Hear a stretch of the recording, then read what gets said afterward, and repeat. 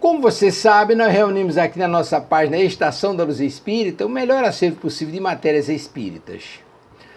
Obras da codificação, palestras, entrevistas, mas principalmente os programas que são veiculados na Web Rádio Cristo Consolador de São Paulo e na Web Rádio Estação da Luz em Natal. Portanto, a nossa página visa única e exclusivamente divulgarmos a doutrina espírita. E é por isso que lhe convidamos agora para esse programa, no mínimo, excepcional. Programa Casos e Contos Espirituais, a parábola do rico com Zezé Franco do Rio de Janeiro, na Web Rádio Cristo Consolador. Veja que excepcional programa. Muito obrigado. Vamos ao programa.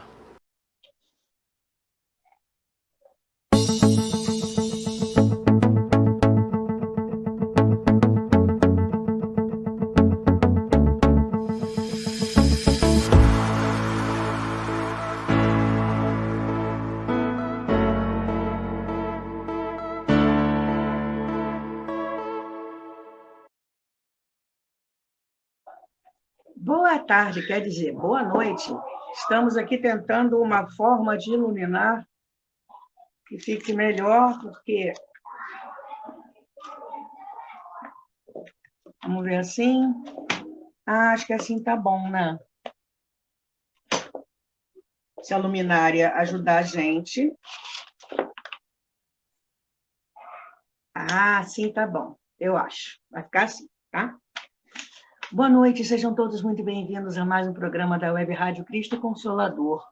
E hoje é dia de contos e casos espirituais.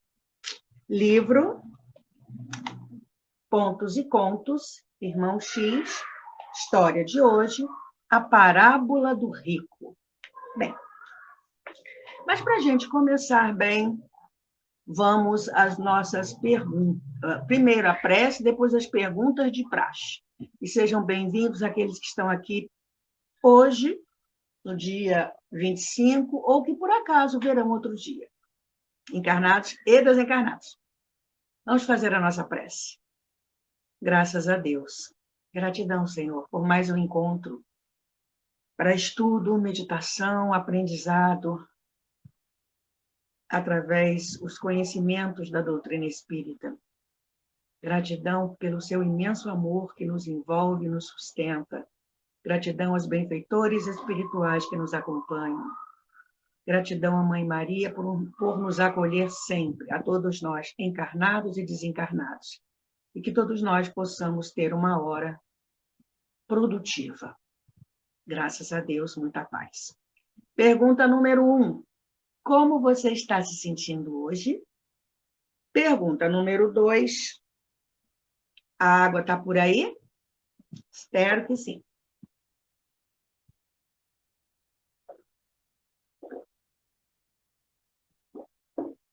Então, vamos começar. A gente lê a história toda, depois eu divido com vocês aquilo que me chamou mais a atenção, e, é claro, quem tiver o livro em casa vai reler e vai, com certeza, achar muito mais coisa. Em uma hora, a gente... Oi, Saninha! Se a gente ficar uma hora aqui, é pouco.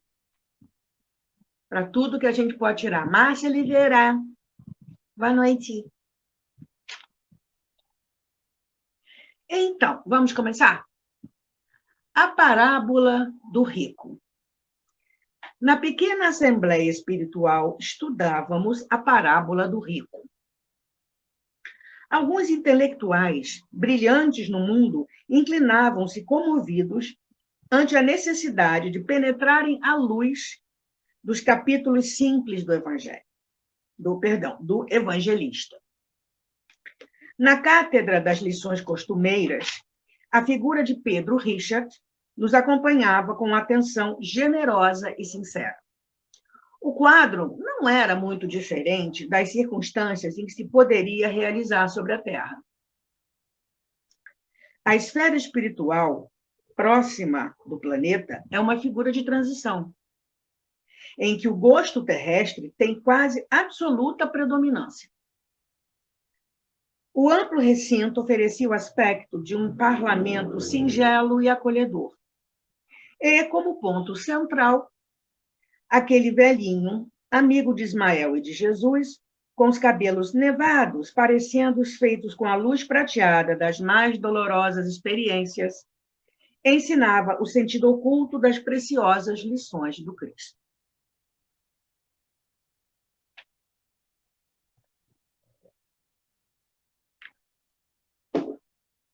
Afinal, exclama um de meus amigos, existem realmente os grandes usurários e os ricos infelizes no mundo.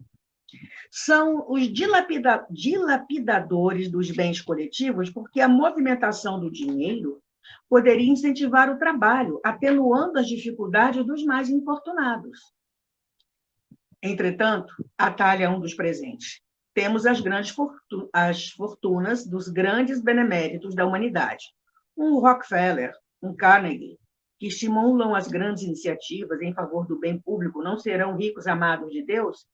E os Henry Ford, que transformam os pântanos em parques industriais, onde milhares de criaturas ganham honestamente o pão da vida, não merecem o respeito amoroso das multidões?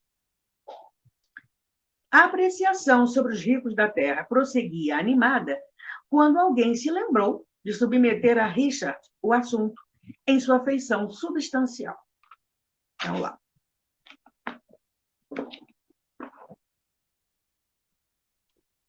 O generoso velhinho, no entanto, replicou judiciosamente. Antes de tudo, só Deus pode julgar em definitiva as suas criaturas.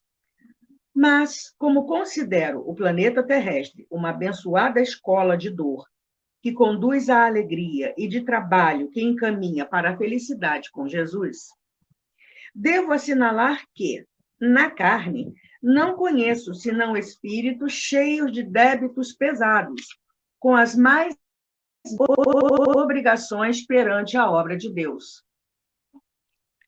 que é o país infinito das almas. Quem será o Senhor das riquezas, senão o próprio Pai que criou o universo? Onde estão os bancos infalíveis ou os milionários que possam dispor eternamente dos bens financeiros que lhes são confiados? As expressões cambiais do mundo são convenções que outras convenções modificam.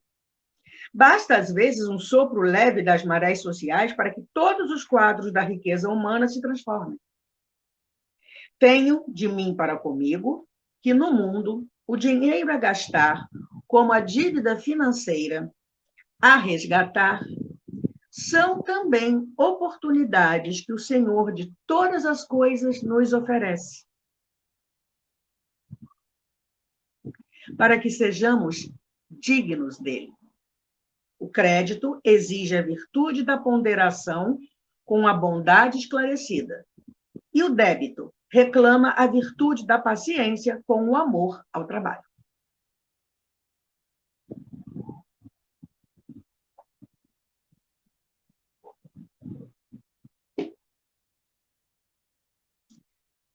A essas palavras justas, que nos conduziam a um campo de novas especulações sentimentais, um dos nossos irmãos de esforço, antigo socialista extremado na terra, entusiasmando-se, talvez em excesso, com as elucidações do generoso mentor, exclamou efusivamente: muito bem!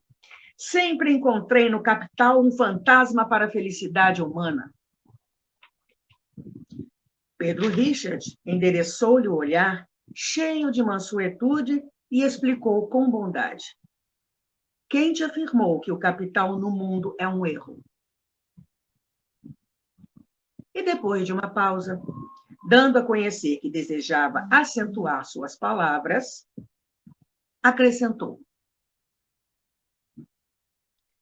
podemos assinalar a dedo os raríssimos homens da terra que conseguem trabalhar sem o aguilhão.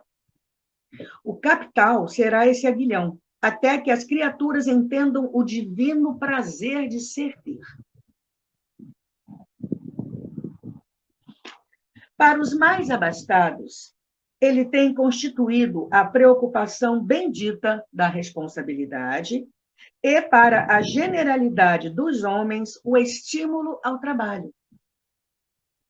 O capital é um recurso de sofrimento purificador, não somente para os que o possuem, mas para quantos se esforçam pelo obter. É um meio através do qual o amor de Deus opera sobre toda a estruturação da vida material no globo. Sem sua influência, as expressões evolutivas do mundo deixariam a desejar, mesmo porque os espíritos encarnados estariam longe de compreender os valores legítimos da vida, sem a verdadeira concepção da dignidade do trabalho.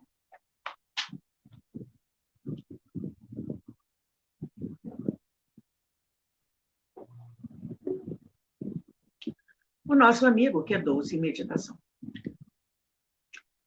Aqueles esclarecimentos generosos e simples profundamente nos surpreendiam. O mentor benévolo e sábio continuou as suas elucidações evangélicas. Explicações desconhecidas e inesperadas surgiam de seus lábios, derramando-se em nossos espíritos como jatos de luz. Eram novas claridades sobre a figura incompreendida e luminosa do Cristo, revelações de sentimentos que nos conduziam ao máximo de admiração. Grande número de literatos desencarnados no Brasil, filiados às mais diversas escolas, escutavam-lhe os conceitos simples e profundos.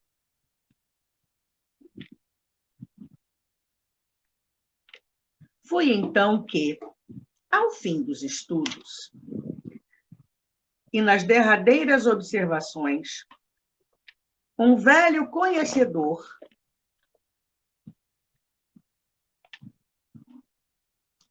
estou tentando ajustar a luz aqui, que hoje está complicado. O celular está com pouca bateria.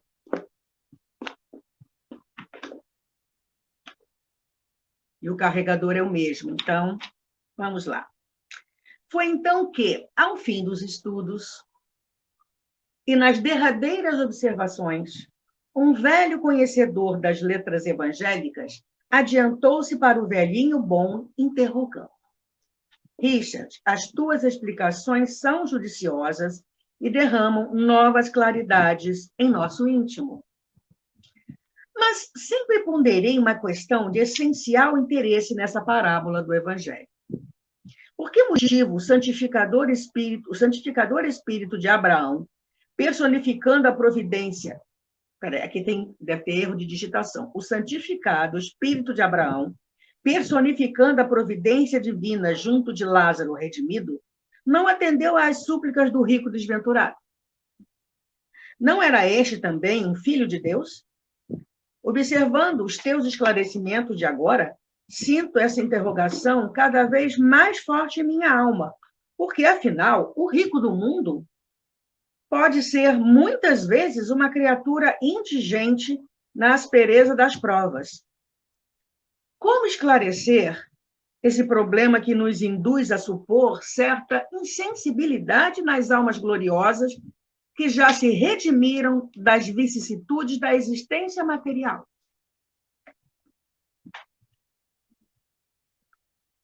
Pausa, porque a resposta...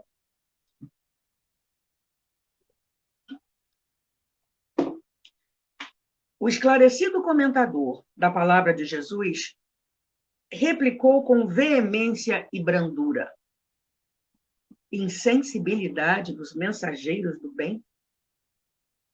Esse conceito nasce da nossa deficiência de verdadeira compreensão. Abraão e Lázaro viram nos sofrimentos do rico a misericórdia inesgotável do Pai Celestial, que, dos nossos erros mais profundos, sabe extrair a água amargosa que nos há de curar o coração. Ambos compreenderam que seria contrariar os desígnios divinos, levar ao irmão torturado uma água mentirosa que lhe não mataria a sede espiritual. Quanto ao mais, que pedia o rico ao espírito generoso de Abraão? rogava-lhe que Lázaro voltasse ao mundo para dar a seus pais, a sua mulher, a seus filhos e irmãos as verdades de Deus, a fim de que se salvassem. Como não se lembrou de pedir a difusão dessas mesmas verdades entre todas as criaturas?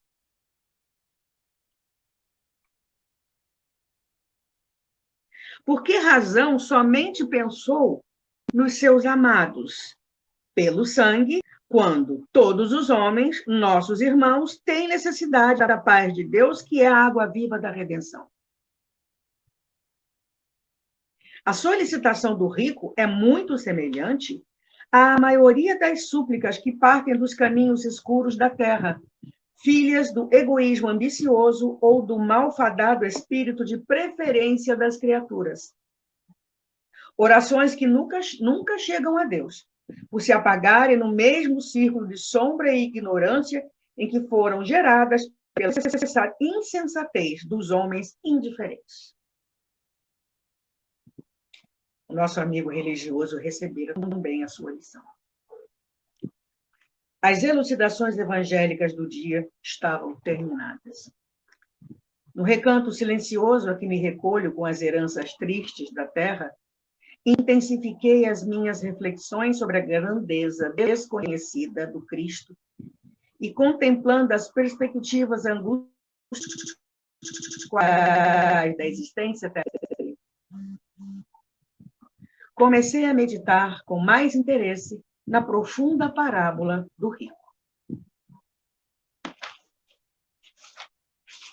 Muita coisa para a gente pensar. Então, irmão G já nos conta que ele está em estudo no plano espiritual e a parábola do rico. A parábola do mal rico está em Lucas 16, 19 a 31. O homem rico que vestia púrpura e linho, que são os tecidos mais caros, e se tratava magnificamente todos os dias, né? Havia também um pobre chamado Lázaro, deitado à sua porta, todo coberto de úlceras. E muitos de Maria poder mitigar a fome com as migalhas que caíam da mesa do rico, mas ninguém lhes dava, e os cães lhe vinham lamber as chagas. Ora, aconteceu que esse pobre morreu e foi levado pelos anjos para o seio de Abraão. O rico também morreu e teve por sepulcro o inferno. A gente sabe que o inferno não existe, mas foi parar numa região espiritual de grande sofrimento. Quando se achava nos tormentos, levantou os olhos e viu de longe Abraão e Lázaro em seu seio. E, exclamando, disse estas palavras: Pai Abraão, tem piedade de mim e manda-me Lázaro a fim de que molhe a ponta do dedo na água para me refrescar a língua, pois sofro horrível tormento nestas chamas. Mas Abraão lhe respondeu: Meu filho, lembra-te de que recebeste em vida teus bens e que de Lázaro sofre males. Por isso, ele agora está na consolação e tu nos tormentos. Ao demais, existe para sempre um grande abismo entre nós e vós, de sorte que os que queiram passar daqui para aí não podem, como também ninguém pode passar do lugar onde estás para aqui. Disse o rico: Então eu te suplico, pai Abraão, que o mandes à casa de meu pai, onde tenho 5 irmãos a dar-lhes testemunho destas coisas, a fim de que não venham também eles para este lugar de tormento. Abraão lhe retrucou: Eles têm Moisés e os profetas, que os escutem. Não, meu pai Abraão, disse o rico. Se algum dos mortos for ter com eles, farão penitência. Respondeu-lhe Abraão: Se eles não ouvem a Moisés nem aos profetas, também não acreditarão, ainda mesmo que algum dos mortos ressuscite. E aí ele nos conta, irmão X, que intelectuais, né? Deixa eu pegar aqui. Alguns intelectuais brilhantes no mundo inclinavam-se comovidos ante a necessidade de penetrarem à luz dos capítulos simples do evangelista Lucas. Então, eles estavam estudando Lucas. E nesse encontro, especificamente, a parábola do rico.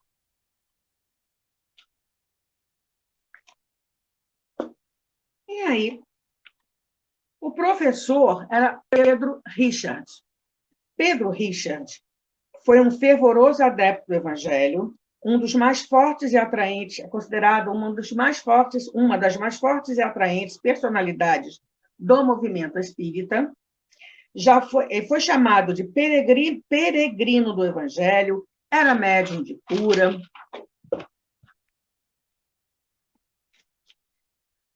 A fé em Deus, em Jesus, em Maria Santíssima, nele não tinha limites.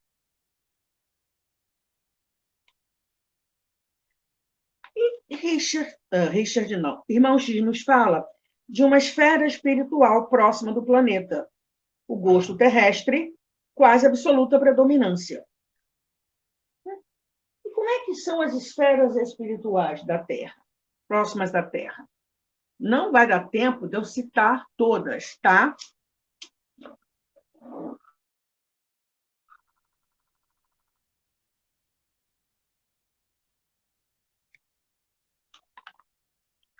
São muitas.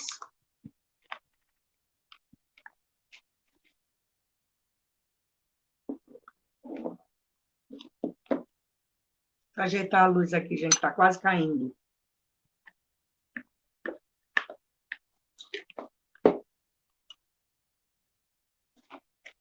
Mas, Ui, caiu. E vou deixar assim que está ótimo. Muito bom, perfeito. Vai ficar assim. Ótimo. Vamos lá. Na apostila do Estudo Sistematizado da Doutrina Espírita, no tomo único, há um capítulo que fala sobre as esferas espirituais da Terra, dizendo que, entre outras coisas, na esfera nova de ação a que se vê arrebatado pela morte, encontra a matéria conhecida no mundo em nova escala vibratória. Elementos atômicos mais complicados e sutis, aquém do hidrogênio e além do urânio, em forma diversa daquela que se caracterizam aqui na Terra, aumentam ainda mais aquela tabela periódica que no estudo de química a gente tinha que decorar. Pois é.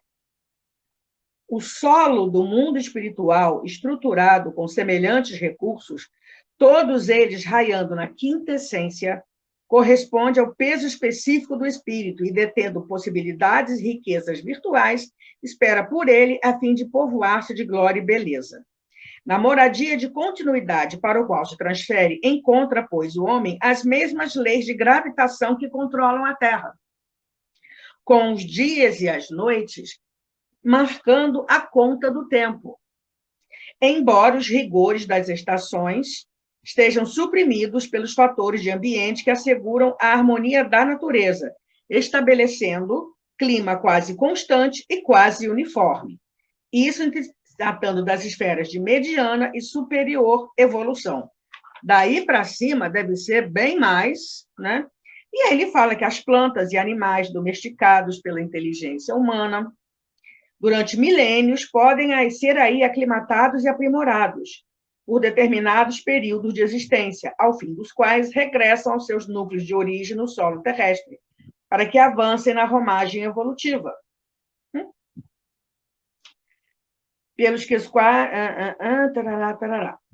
as plantas, pela configuração celular mais simples, atendem, no plano extrafísico, à reprodução limitada, aí deixando descendentes que mais tarde envolvem também aqui para baixo, desce aqui para a Terra.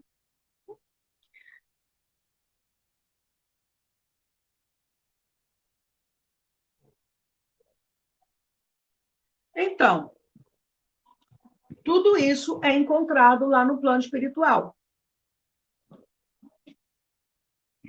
E ele continua nos falando, né? Também dessa apostila, André Luiz, são mundos sutis dentro dos mundos grosseiros, maravilhosas esferas que se interpenetram. E aí, estão lá no anfiteatrozinho, né? Estudando.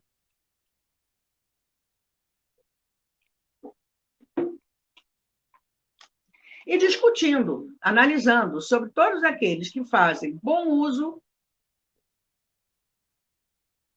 e mau uso do dinheiro, certo?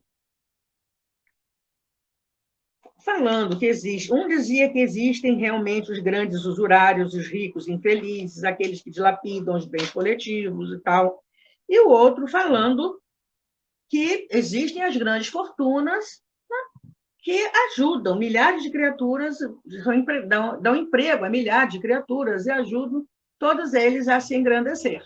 Bem, aí nós vamos lá no Livro dos Espíritos, na questão 573,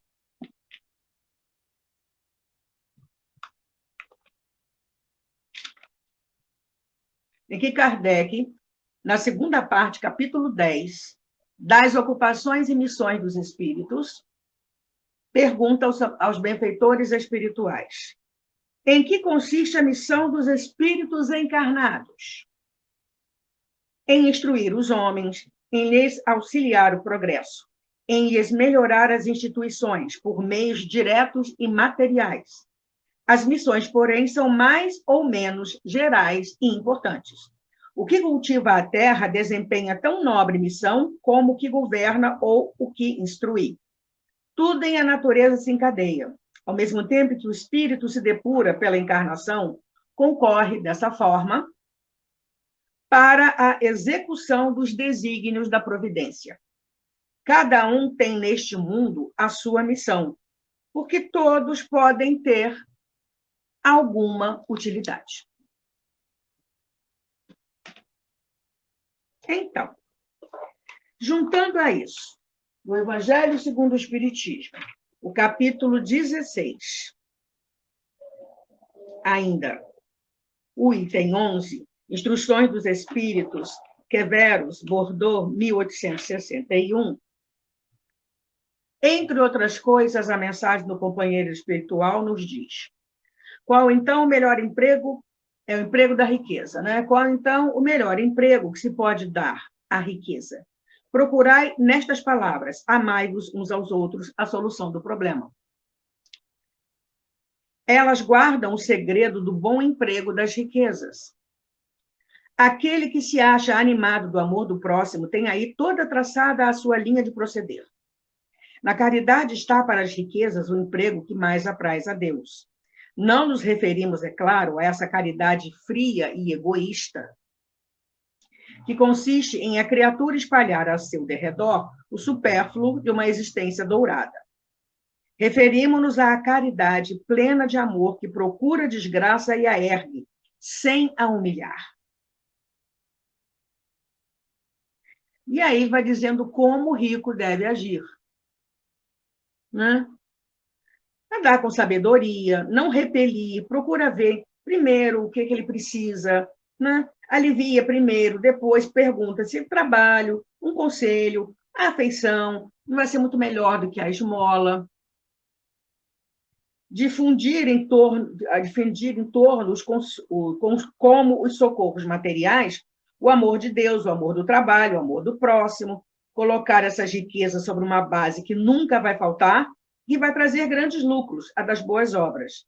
E a riqueza da inteligência, não é só o din-din, deves utilizá-la como a do ouro. Queveros compara o uso da nossa inteligência em favor do próximo com o mesmo peso do dinheiro. Derrama em torno de ti os tesouros da instrução, derrama sobre teus irmãos os tesouros do teu amor, e eles frutificarão. Continuando. Aí perguntar, peraí, Pedro Richard, qual é a sua opinião? E aí ele fala, nos lembra que todos nós temos débitos perante as leis divinas. E pergunta, quem será o Senhor das riquezas, senão Deus? Quem será o Senhor das riquezas, senão o próprio Pai que criou o universo? Na carne não conheço senão espíritos cheios de débitos passados, com as mais vastas obrigações, perante a obra de Deus, que é o país infinito das almas.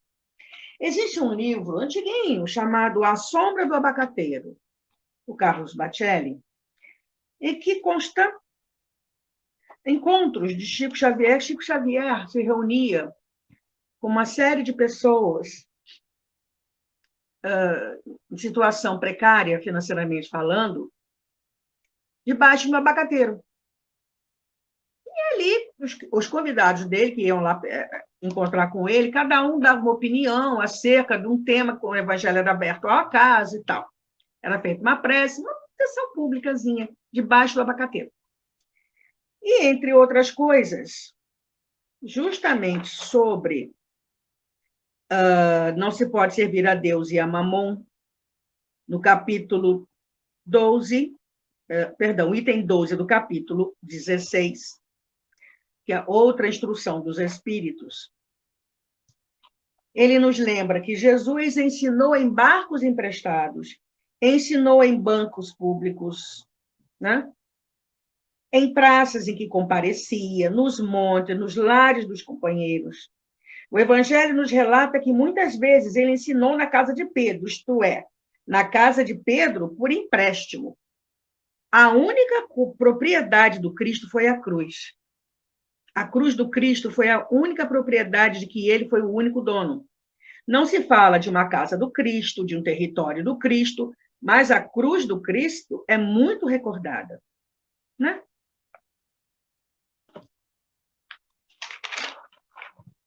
E aí, Joana de Ângeles, no livro Florações Evangélicas,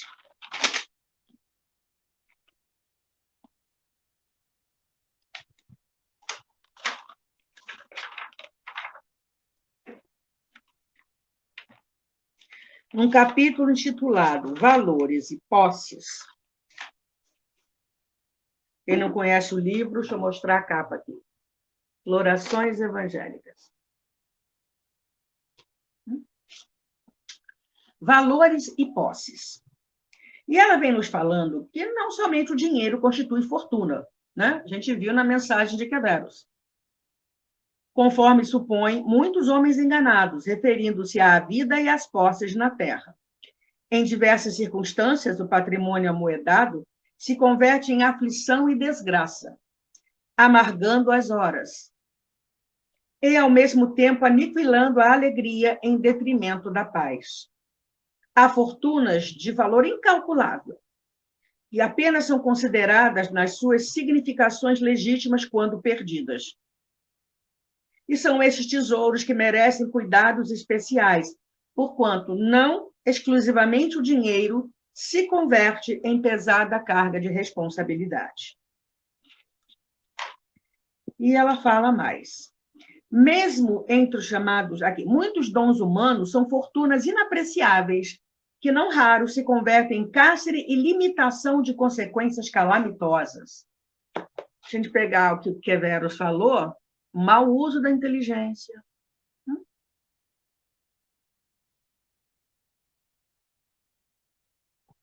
Nós sabemos de grandes calamidades no mundo causadas pelo mau uso da inteligência aliada, o mau uso aliado da inteligência ao magnetismo pessoal. Nós sabemos. Mesmo entre os chamados à lavoura do Evangelho, não poucos se utilizam da riqueza da palavra. Usam-na destrutivamente no comércio da maledicência, na alfândega da calúnia, no tribunal da acusação, no intercâmbio da intriga. E a palavra pode transformar-se, no entanto, em rota luminescente, pão de sustento, água refrescante a benefício de incontáveis corações.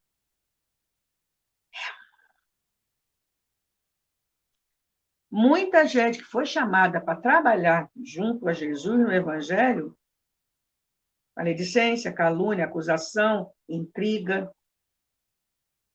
A juventude é uma posse incomparável e mal barata una no jogo de prazeres embriagantes, disputa de ouropés, fama enganosa, na aventura dos entorpecentes destruidores, Dela, assim aplicada, decorrem alucinações e escravidão de longo curso, na qual muitos se perdem por anos a fio. A saúde, doação excelsa de Deus, é poderosa riqueza que ninguém malbatará inconsequentemente. E jogam-na nos desvaladouros da insensatez e da leviandade.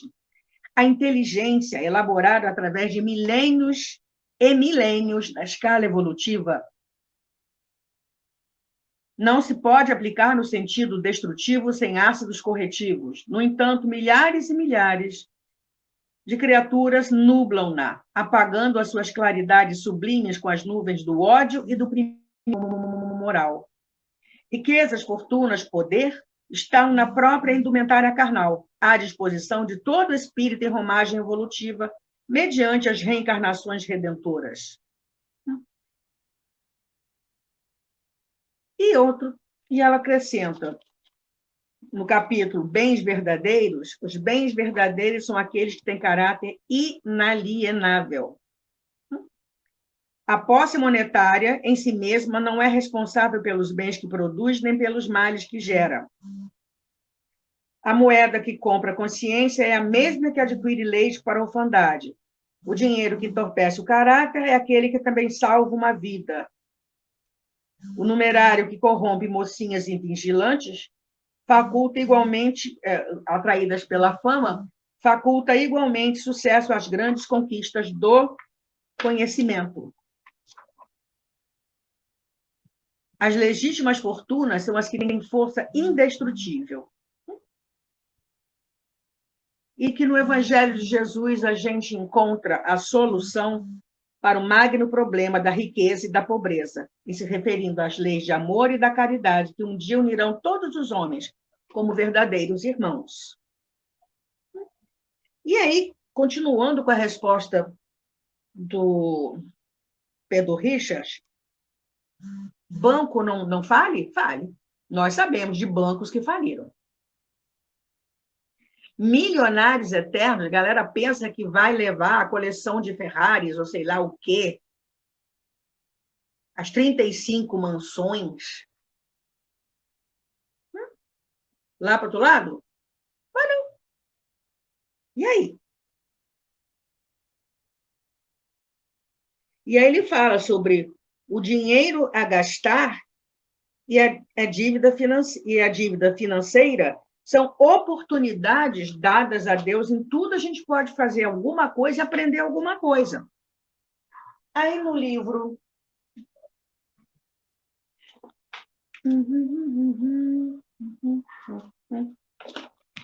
Vou ler alguma coisa? Vamos em frente. No livro Inesquecível, Chico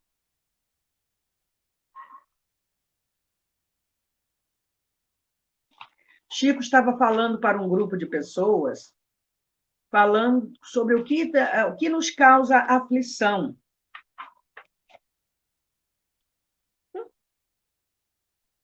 Ele fala, há muito tempo atrás, nós dispunhamos da candeia, da lamparina. Contemplávamos as noites maravilhosas com o brilho das estrelas, havia o luar. Hoje, com a eletricidade, temos as casas, as cidades iluminadas. Queremos uma luz feérica, mas se porventura a energia for interrompida, ainda que por alguns minutos, ficamos aflitos e nos voltamos contra a empresa fornecedora de eletricidade, contra todos que consideramos responsáveis, criando aflição geral. Antes, para as nossas viagens, veículos de tração animal ou longas caminhadas a pé, em nossas visitas e piqueniques. Hoje temos nosso carro particular ou transporte coletivo confortável. Mas se a velocidade máxima permitida for, como é na maioria das estradas, 80 km por hora, ficamos desesperados por ter que observá-la, criando grande aflição. A tecnologia nos ajuda a cultivar o solo, mas, se não podemos comprá-los, clamamos com aflição. Trator para cultivar, mas se a gente não dá para comprar, a gente clama com aflição, esquecidos que podemos cultivar a terra com um arado de tração animal até com as mãos, e que ele aprendeu, o Chico aprendeu, a cultivar a terra, vendo uma pessoa que plantava alho com a mão e ele tinha alho à vontade. até para dar para os amigos. A gente tem belíssimas geladeiras, mas a gente não puder comprar, nossa, eu não posso comprar essa geladeira. A fome. Morre muito mais gente por excesso de alimentação do que de fome, criando gordura no coração. Busca-se status. Queremos status, uma posição de relevo na sociedade, mesmo devendo. Em se tratando de sapatos, desejamos 70 pares, ainda que não tenhamos 35 pares de pés, pois apenas usamos um par. Achamos pouco ter 37 camisas. E se decidimos doar alguns pares, ficamos pensando, mas se eu precisar deles depois ou delas, então a gente adia a doação. Aflições que nós criamos, né? Queremos casas confortáveis e tal, mas esquecemos de abrigar nelas os nossos idosos. Para que serve isso tudo, então? Bem antiguinho, tá? Lindos casos de Chico Xavier, Ramiro Gama.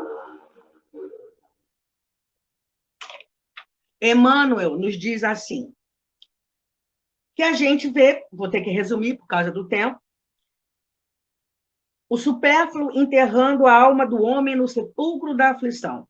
Supérfluo de posses estendendo a ambição, de dinheiro gerando intranquilidade, preocupações imaginárias abafando a harmonia, indagações empanando a fé, convenções expulsando a caridade, palavras destruindo o tempo, conflitos mentais determinando a loucura, alimentação aniquilando a saúde, reclamações arrasando o trabalho. Se procuras no Cristo o mentor de cada dia, soma as tuas possibilidades no bem, subtrai as próprias deficiências, multiplica os valores do serviço e da boa vontade e divide o amor para com todos, a fim de que aprendas com a vida o que te convém realmente à própria segurança. E aí, aquele, né? O socialista ferrenho, extremado, o dinheiro é um fantasma para a felicidade humana. E a resposta do Pedro Richter, quem foi que disse isso para você? É um aguilhão que faz com que a lei do progresso seja aplicada, vivenciada. Né? É uma responsabilidade para quem tem muito, né? Ele é necessário para a estrutura da vida material, e ele confere um valor legítimo da vida, a dignidade através do trabalho. Aí, Meimei nos diz o seguinte, oração do dinheiro. Senhor, no concerto das forças que te desejam honrar, eu também sou teu servo. Por me atribuires o dever de premiar o suor e sustentar o bem como recurso neutro de aquisição, ando entre as criaturas frequentemente em regime de cativeiro. Muitas delas me escravizam para que eu lhes compre ilusões e mentiras, prazeres e consciências. Noto com mais nitidez minha própria tarefa cada vez que escuto alguém chorar no caminho. Entretanto, quase sempre, Senhor, estou preso. Que fiz eu para viver encarcerado no sombrio recinto do cofre, como se eu fosse um cadáver importante no esquife trancado da inércia? Ensina aos que me guardam sem proveito que sou o sangue do trabalho e do progresso, da caridade e da cultura, e ajuda-os para que me libertem.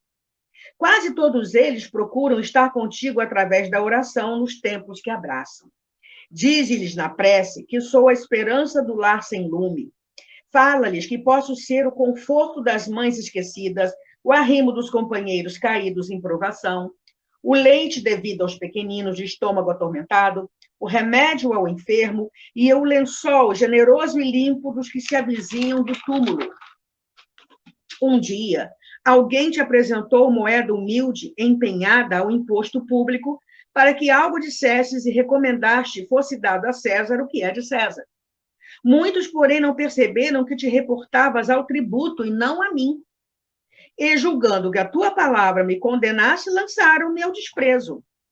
Não ignoras, contudo, que nasci para fazer o melhor e esteja eu vestido de ouro ou de simples papel, sabe, Senhor, que eu também sou de Deus.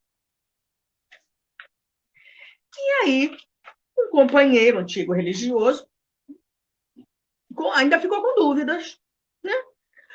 Sobre por que o rico não foi socorrido. E solta essa pérola para o Pedro Richard. Insensibilidade dos mensageiros de Deus? Como assim? Não. E Pedro Richard relembra o sofrimento para o rico, misericórdia de Deus que ele precisava aprender. Só que quando fala a palavra sofrimento, a gente custa entender e aceitar.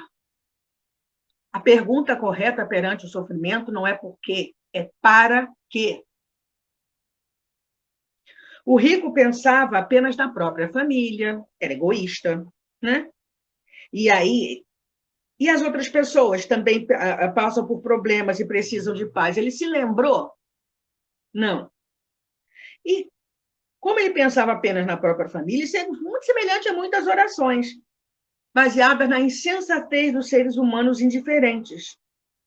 Egoísmo, ambicioso, espírito de preferência. Sabe aquela história de farinha pouca, meu pirão primeiro? Não é isso, gente. Por isso que nas nossas casas espíritas, mesmo virtual, nas nossas, né, reuniões, nós temos aquela lista de pedidos. Para os que estão nos hospitais, para os que estão nos asilos, para os que estão em orfanatos, abrigos, os que vivem em situação de rua, as doenças, os cancerosos, os cancerianos, os tuberculosos, tuberculose não acabou, os que estão agora, então, na pandemia, quantos não precisam da nossa vibração de amor pedindo misericórdia a Jesus? Agora, a guerra que estourou, oh, meu Deus do céu! Agora é nossa hora de rogar por paz. Lembrar dos outros, não só de nós. Sim, nós temos necessidade de uma série de coisas, ok, nós temos. Nós podemos pedir? Sim. Mas vamos sair do egoísminho e pedir pelo próximo. É isso que Pedro Richard nos alerta. Né? Quando ele fala: por que razão somente pensou nos seus amados, quando todos os homens, nossos irmãos, têm necessidade da paz de Deus, que é a água viva da redenção? E que essa oração não chega a Deus, não. Ah, mas toda oração não é ouvida? Sim. Mas atender é outra coisa. E mais, uma oração que pede por dinheiro, pede por isso, pede por aquilo, nananá, nananá, nananá, nananá. Ai, estou desempregado. Pede forças, pede coragem, pede uma intuição sobre o que deve fazer. É diferente. Me dá um emprego numa multinacional, pelo amor de Deus. Não é isso. É diferente. Essa última não chega em Deus, não. Ajuda-te, que o céu te ajudará. Né? E aí, no final da história, o irmão X entra em meditação, né? Intensifiquei as minhas reflexões sobre a grandeza desconhecida do Cristo. A gente não sabe nem um tiquinho. E contemplando as perspectivas angustiosas dos quadros sociais da existência terrestre, comecei a meditar com mais interesse na profunda parábola do rico. Nós meio que decoramos as parábolas, né? A gente para pensar sobre elas. No livro Parábolas de Jesus à Luz da Doutrina Espírita, volume 2, nossa companheira Leda Maria Flaboré, analisando, ela nos fala, é um ensino alegórico representativo do que se passa no plano espiritual para afirmar que a nossa vida além túmulo é uma consequência justa e equitativa da nossa existência na Terra. A parábola fala do abismo entre os que livremente pautam suas escolhas no bem, no nobre e no belo, e os que também livremente insistem em permanecer em atitudes de desequilíbrio, de deboche, de insensatez, frente aos convites de mudança propostos por Jesus. É a escolha de cada um. E por isso mesmo, o mestre nos fala das imutáveis leis divinas e de como o homem é o próprio criador do seu céu e do seu inferno. O texto conta que no inferno, o rico levantou os olhos, não os olhos materiais, mas os do espírito, seguindo-se estranho diálogo entre ele e Abraão, representante do mundo espiritual das regiões mais elevadas. O rico pede a Abraão que mande Lázaro, etc. e tal. Porém, Abraão nega, falando do abismo, né? Entre os do inferno e os das alturas. Não dá para ficar transitando para lá para cá. Em seguida, pede que mande Lázaro à casa de seu pai para que conte os círculos irmãos que está acontecendo. Não é que não dá para ficar para lá para cá. Dá. Só que só os mais elevados podem ir até lá e voltar. Os menos elevados não conseguem ir até onde rico não conseguiria ir até onde Abraão estava. Abraão, sim, conseguiria ir até onde o rico estava. Tranquilo. E o Lázaro pede que, né, manda na casa de seu pai para contar o que está acontecendo. Mais uma vez, Abraão diz que eles têm Moisés e os profetas. E que se eles não conseguem ouvi-los, como é que vai escutar alguém que já morreu? O que se faz necessário, antes de qualquer coisa, é compreender o conceito de rico, segundo o ponto de vista do mestre, pois a parábola fala de um rico egoísta e avarento que não sabe aplicar de forma justa a riqueza que Deus colocou transitoriamente em suas mãos. Em momento algum, refere-se aos ricos que fazem com que suas fortunas sejam fonte perene de bens e que favoreçam a todos os que estão ao seu redor. E aí, para entender melhor essa parábola, ela coloca separar os trechos. Primeiro, quando Jesus fala que é um abismo, etc., tal, não há impossibilidade de uma conversão após a morte, como se os sofrimentos fossem eternos. Não é isso. O que o rico sofredor pede não é possível em face da lei de justiça. Enquanto a maldade permanecer no seu íntimo, o mal persistirá nos seus atos e pensamentos. Estou resumindo, tá? Podemos perceber que a pretensa dissociação entre culpa e pena, entre causa e efeito, entre maldade e mal, é absolutamente impossível em face das leis divinas. Por isso, Abraão diz existir um grande abismo entre uns e outros. É importante salientar que esse abismo não é criação de Deus, mas é cavado pelo próprio homem. Deus não faz nenhum céu e nenhum inferno para o homem. É o livre-arbítrio humano o responsável por eles. Então, céu e inferno não são lugares localizados no além-túmulo, mas estados da consciência. Criações humanas que determinam sofrimentos ou bem-aventuranças. Quem vivia... A morte do corpo não destrói sentimentos inferiores, negativos, que abrigamos no espírito. Quem vivia ligado às coisas da matéria, sem se incomodar com as coisas de Deus, continuará no plano espiritual a ser alguém ligado à matéria e agora sofrendo. Por essa razão existe esse abismo entre os dois mundos. Enquanto o homem materialista não modificar seus sentimentos, vai reencarnar até que se modifique. A parábola encerra ainda outra visão. Há quem pense que o sofrimento seja fator de redenção. Nenhum sofrimento em si redime o homem, mas sim a atitude do homem face ao sofrimento. Desespero, revolta ou aproveitamento da lição bendita. 2 caminhos e uma escolha. O simples fato de ser rico não constitui obstáculo irremovível para os espíritos que descem à Terra, assim como as palavras de Jesus não representam a proclamação automática da salvação dos pobres de bens materiais. Está em Paulo Alves Godoy, em As Maravilhosas Parábolas de Jesus. O mais fácil é um camelo passar, etc. e tal. Não significa o rico de bens materiais, mas o rico em orgulho, egoísmo, avareza, cobiça.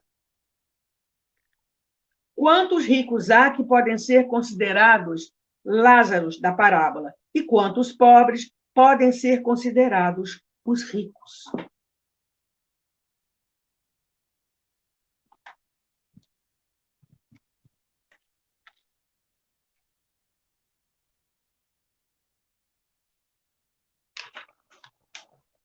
Para encerrar, o trecho de uma mensagem de Meimei, intitulada Migalha de Amor. Não menosprezes a migalha de amor que te pode marcar o concurso no serviço do bem. Estende o coração através dos braços e ajuda sempre. Quem definirá entre os homens toda a alegria da xícara de leite nos lábios da criacinha doente ou da gota de remédio na boca atormentada do enfermo? Quem dirá do preço de uma oração fervorosa erguida ao céu em favor do necessitado? Quem medirá a glória oculta da caridade que socorre aos sofredores e desvalidos? Que ouro pagará o benefício da fonte quando a sede te martiriza? E onde o cofre repleto que te possa valer no suplício da fome, quando a casa está órfã de pão? Recorda a importância do trapo velho para os que choram de frio, da refeição desaproveitada para o companheiro subnutrido, do vintém a transformar-se em mensagem de reconforto, do minuto de conversação consoladora que converte o pessimismo em esperança e auxilia quanto possas. Lembra-te de que Jesus renovou a terra utilizando diminutas migalhas de boa vontade e cooperação. Dos panos inexpressivos da manjedoura, faz o mais belo poema de humildade. De 5 pães e 2 peixes, retira o alimento para milhares de criaturas. Em velhos barcos emprestados, erige a tribuna das sublimes revelações do céu. Para ilustrar seus preciosos ensinamentos, salienta o valor da candeia singela, comenta a riqueza do grão de mostarda e recorre ao merecimento de uma dracma perdida. Não ouvides, pois, que teu coração é esperado por bênção viva na construção da felicidade humana e, empenhando-lhe agora a tua migalha de carinho, recolhê-la-ás amanhã em forma de alegria eterna no reino do eterno amor. Meimei. Produção, se você estiver por perto, tem alguém mais que eu não dei oi? Algum? Senão, eu vou passar para a prece de agradecimento, encerramento e tal.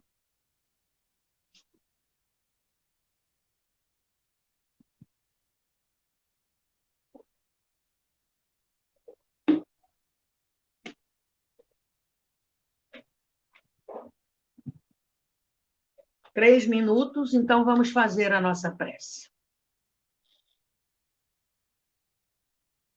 Senhor Jesus, muito obrigada por toda a oportunidade que a gente tenha tido, que tenha conseguido aproveitar, de fazer alguma coisa no bem.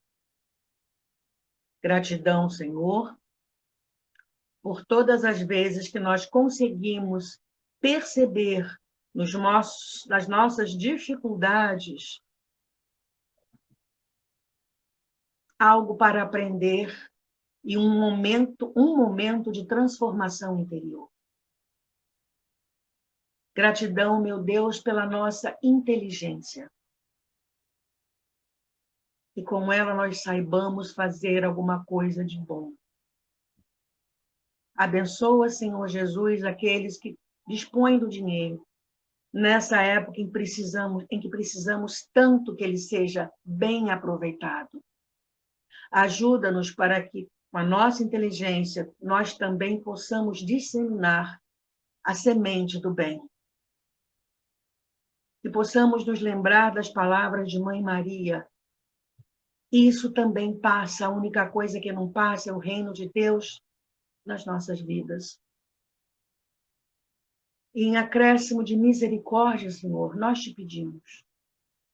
Tem piedade de todos os que estão envolvidos na guerra. Os que estão atacando, os que sofreram o ataque. Senhor, Perdoa. Eles não sabem o que fazem. Tem piedade, Senhor, e que as falanges do bem possam ir a esses locais, socorrer os que estão desencarnando, os que estão em sofrimento. Sabemos, Senhor, que há um motivo para que eles desencarnem nesse momento, mas os que causaram isso estão em débito com a lei divina. Por caridade, Senhor Jesus, que os teus mensageiros consigam sustar o mais rapidamente possível